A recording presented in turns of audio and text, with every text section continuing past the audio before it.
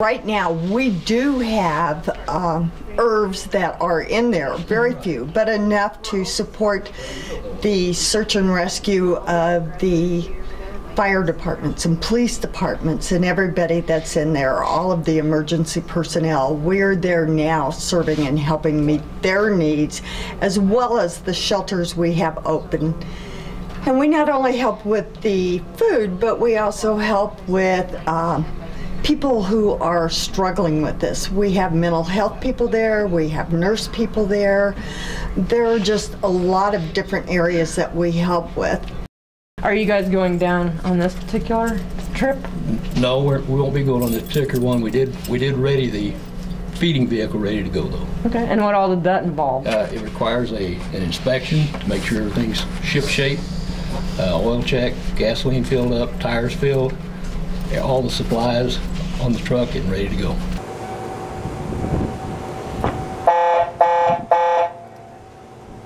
We're getting ready to send 2 IRVs out, one from Garden City and one from Hays. They're in our chapter also, so they are ready to be deployed when the time arrives. Right now there's 30 IRVs already headed to Oklahoma, so once they get there, it's so hard during search and rescue because they will not allow many people to come in during that time.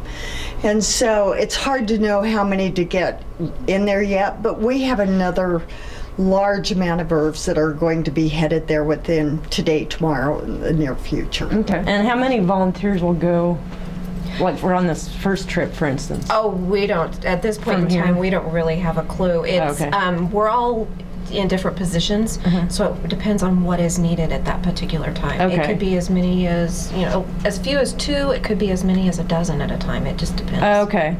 So they'll let you know kind of when they send for you guys what's needed. Right. At this point in time, there'll be 4 because we have 2 emergency response vehicles that have been on alert, and each one has to have a crew of 2. So what can people do to help Red Cross? Best thing for people to do to help Red Cross is to donate financial assistance. It goes so much farther. For example, a $10 donation helps feed a child for a day or an adult.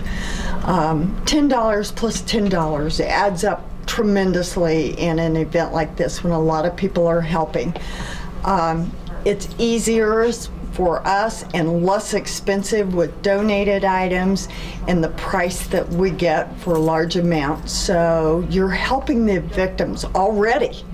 If you donate right now, that's already helping them because we have already have a lot of things coming and helping with the people. There are several ways that you can do that. You can text 90999 and put Red Cross on it, and your $10 donation will be charged to your phone bill, whomever that is. Those add up. $10 plus $10 just goes a long ways.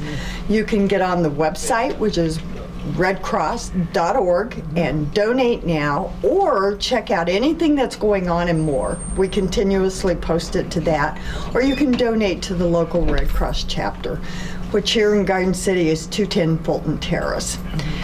Anybody needs any information, 276-2762. Okay. And more, it's put for a lot of them. It's really, really very devastating at this time because this is their 3rd tornado since 1999.